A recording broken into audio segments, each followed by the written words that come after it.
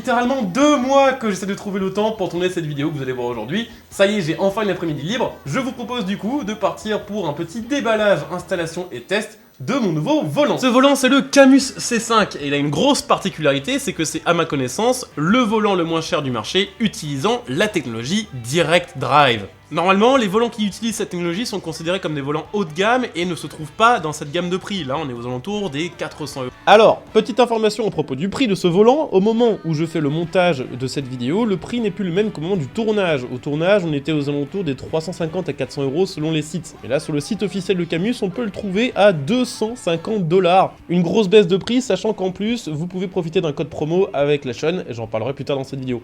Donc sachez que dans cette vidéo, si vous m'entendez parler de 400 € comme prix, bah en fait maintenant c'est 250, donc là ça change quand même beaucoup les choses et c'est encore un plus gros point positif pour ce volant.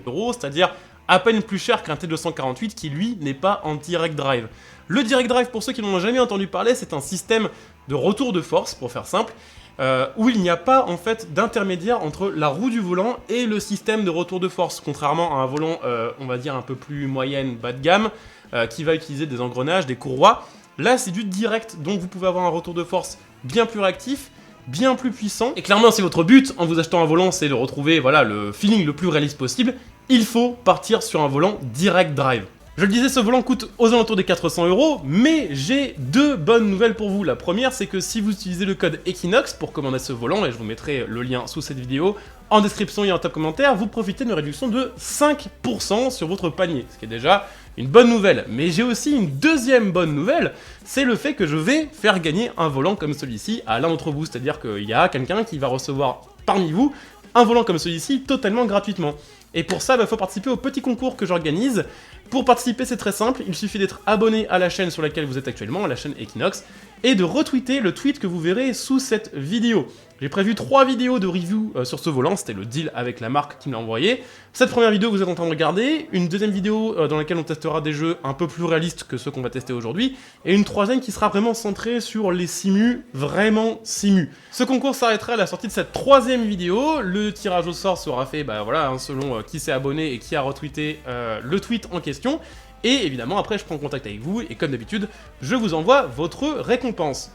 Évidemment, ce volant arrive avec les pédales, qui sont bien sûr fournies dans le package pour environ 400 €. Ce que je vous propose, sans plus attendre, c'est de vous le présenter. On va déballer, installer tout ça, et après, évidemment, le tester. Ça y est, le volant, le support volant, les pédales et le support pédale sont montés, en tout cas temporairement, avant d'aller sur mon bureau de PC.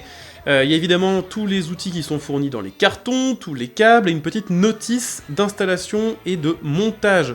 Je voulais quand même parler du fait que j'étais assez impressionné par la qualité des matériaux choisis. Il y a beaucoup de pièces sur ce volant, sur le support, sur les pédales et tout ce qui va avec, qui ne sont pas en plastique mais qui sont en métal et tout paraît très très bien ajusté et vraiment pensé pour durer. Et je vous avoue que j'étais un petit peu inquiet de ça avant de le tester et avant de l'installer. Parce que j'ai déjà vu beaucoup de volants, notamment de marques chinoises, qui arrivent en Europe avec des tarifs ultra bas, ultra agressifs, et qui se targuent de proposer beaucoup de fonctionnalités et des retours de force assez qualitatifs. Mais en général, ces volants-là, ils sont plastiques, ils sont pas super bien finis, et au bout de quelques mois, vous commencez à avoir du jeu dans les pièces, et c'est vraiment pas fou. Là, c'est du costaud, et je vous avoue que je me demande comment ils arrivent à proposer ça pour ce prix bas, parce que c'est vraiment costaud, quoi, tout simplement, c'est vraiment du bon matos, quoi. Donc je vous fais un petit zoom sur le volant, après pour l'instant évidemment il n'est pas branché, donc c'est pour ça que ça c'est éteint. Mais on va avoir le petit compteur ici avec les LED pour le régime des voitures. Ici le petit compteur pour afficher différentes informations comme la vitesse. On a évidemment toutes les touches classiques des manettes. Plein de boutons en plus qu'on pourra, je suppose, personnaliser pour y attribuer, je sais pas, des touches de caméra, des touches... Oui, il y a des palettes. C'est vrai qu'au moment où j'ai monté le volant, je me suis dit, mais merde, comment je fais pour passer les vitesses? En fait, c'est juste que les palettes sont toutes petites. Alors elles sont elles aussi, à mon avis, assez costauds, mais elles sont assez petites. Mais bon, voilà, il y a pas mal de touches en rab, même si vous voulez... sur certains jeux, on peut gérer l'électronique de la voiture, comme ses paramètres de TCS, ses paramètres de SP et tout ce qui va avec. Je pense qu'à ce niveau-là, il y aura assez de boutons pour gérer tout ce que vous voulez gérer sur votre voiture. Et ça, c'est très cool. Ça y est, le volant est branché, il s'allume. Évidemment, il y a un petit logiciel à installer, le logiciel Camus, qui va vous permettre de régler votre volant et évidemment vos pédales. J'ai pas besoin au final de les mettre sur un support volant, ce qui est plutôt une bonne nouvelle. les pédales étant suffisamment lourdes et en métal, sur un tapis comme ça bouge pas même si j'appuie fort dessus, en tout cas de ce que j'ai pu tester pour le moment. Donc voilà, là il est juste branché, on va évidemment le tester maintenant sur plusieurs jeux, histoire de voir un petit peu ce que ça donne. Ah oui, petite précision quand même, au début j'ai eu un peu peur, parce que j'ai branché mon volant, j'ai appuyé sur le petit bouton Power là qui est au dos voilà, du volant. Rien ne se passait, c'est qu'en fait, sur ce volant-là, tout a été, je vous le disais tout à l'heure, très bien conçu, très bien usiné. Et en fait, tous les petits câbles que vous allez voir derrière le volant, donc l'USB, l'alimentation et le câble qui fait le lien avec les pédales, en fait, tous ces petits câbles ont un petit clips, c'est-à-dire qu'il faut vraiment enfoncer jusqu'au bout, jusqu'à entendre une espèce de petit clic, et là, ça veut dire que les câbles sont bien enfoncés. Donc voilà, une fois que c'est bien fait, évidemment, on appuie une fois sur le bouton, ça s'allume et c'est nickel. Là, on va commencer par un petit test sur Forza Horizon 5, puisque c'est un des jeux auxquels je joue le plus ces derniers temps au volant, avec mon T248. Petite précision, avec ce volant-là, le Camus C5, spécifiquement pour Forza Horizon 5, il y a une option à cocher dans le logiciel du volant, c'est le Forza Horizon 5 Helper. Vous avez besoin de le cocher pour que le jeu le détecte. C'est le seul jeu avec lequel ça fait ça, apparemment. Mais bon, là, j'ai vérifié, mon volant est bien détecté, et on va pouvoir enfin l'utiliser en course. Voilà, juste le temps de trouver les bonnes touches. Bon, comment vous dire ? Ça n'a rien à voir en termes de sensations avec ce que j'avais avant, avec mon T248 qui était pourtant considéré comme un bon volant à courroie. Là, le fait de passer sur un système direct drive, ça n'a rien à voir en fait en termes de sensation de pilotage. Je m'imaginais pas qu'il y aurait un si gros gap. Là, je sens mais tellement plus le poids de ma voiture, ça n'a rien à voir. C'est vraiment le jour et la nuit en termes de sensations.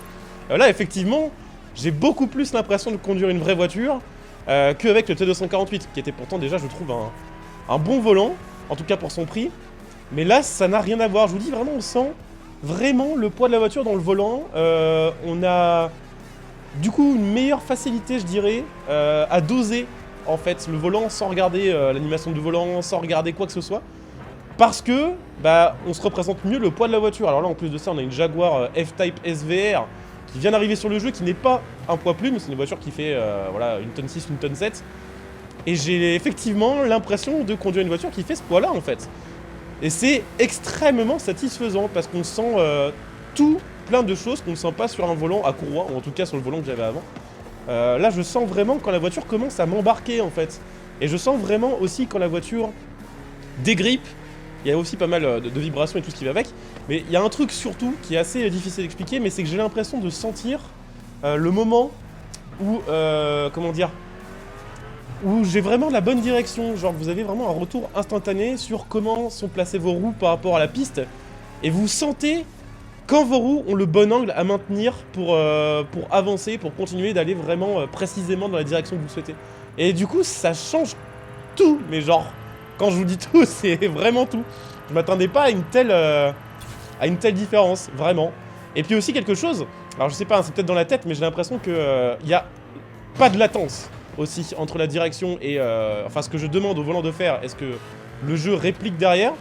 J'ai l'impression qu'il n'y a pas ou très peu de latence, contrairement des fois au G29, au T248 que j'ai pu avoir avant, où parfois j'avais l'impression qu'il y avait une espèce de micro-décalage. Et dans certains cas, ça pouvait un peu induire en erreur.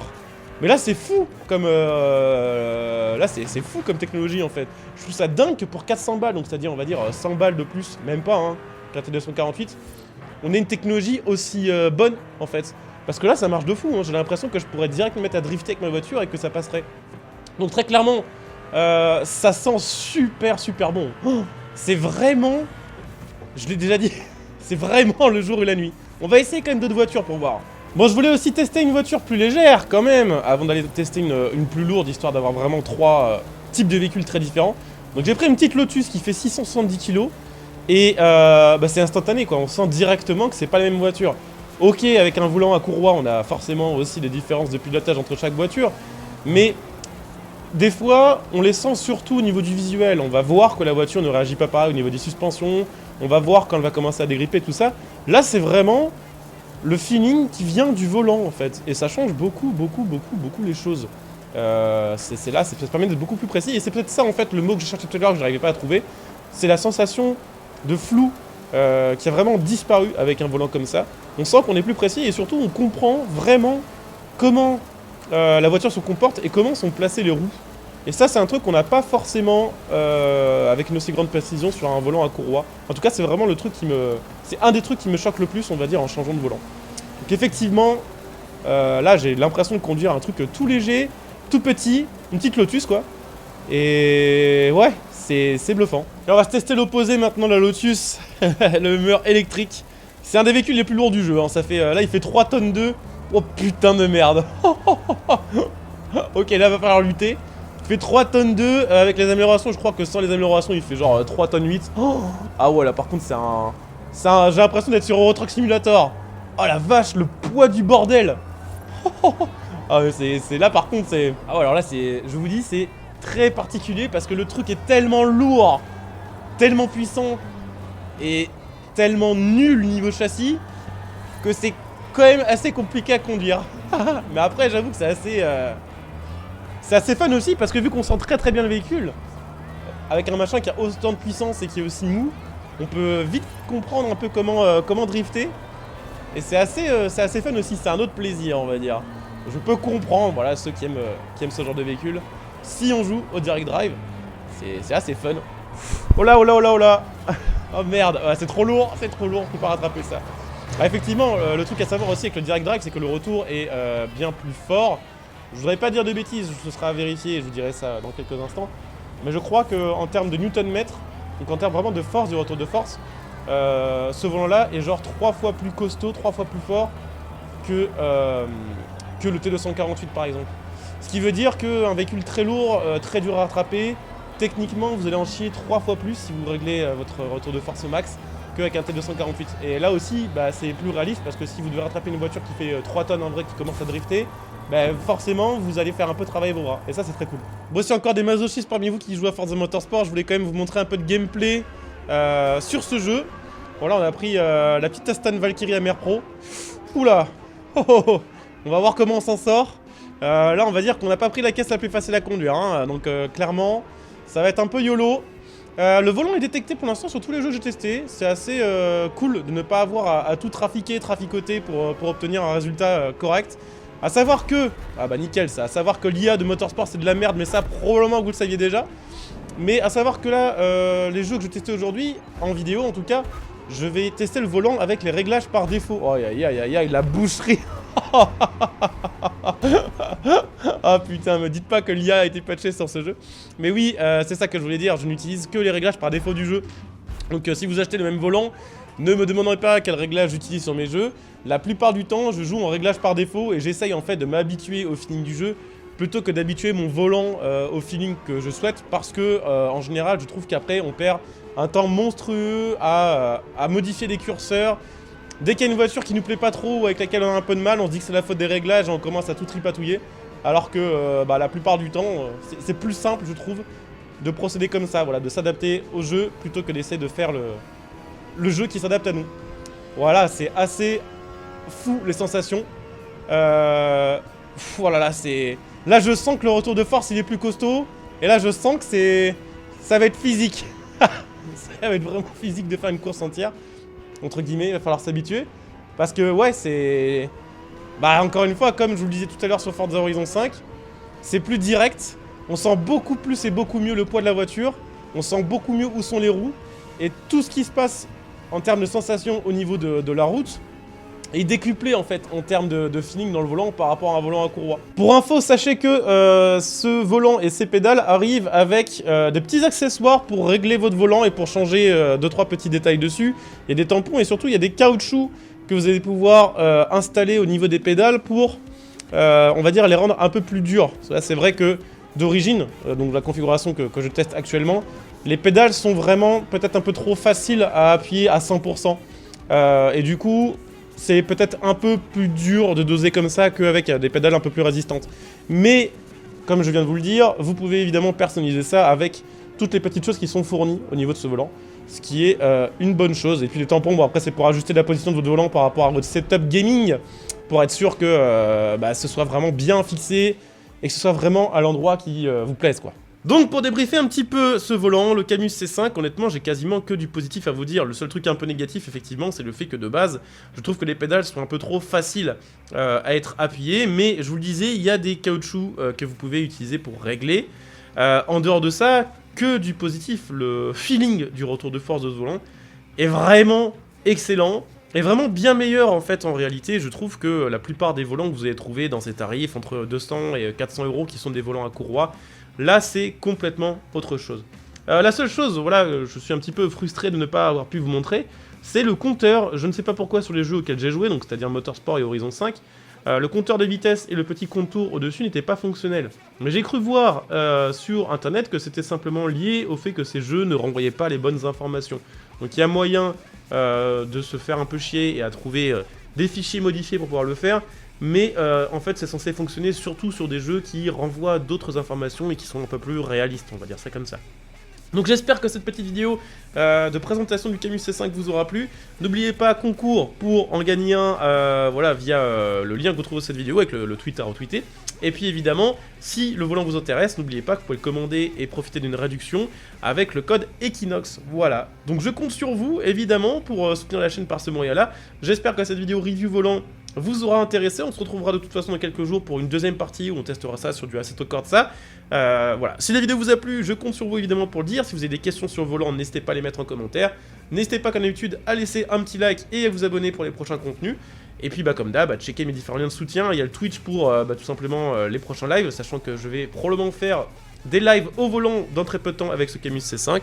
Vous pouvez venir follow, vous pouvez prime et vous pouvez aussi utiliser mon lien Instant Gaming que vous trouverez dans cette vidéo qui vous permet, je le rappelle, d'acheter vos jeux à prix réduit en donnant un petit coup de pouce à la chaîne. Voilà, je coupe cette vidéo ici sur un zoom sur le carbone du volant et je vous dis à très bientôt. Bon jeu à tous, ciao.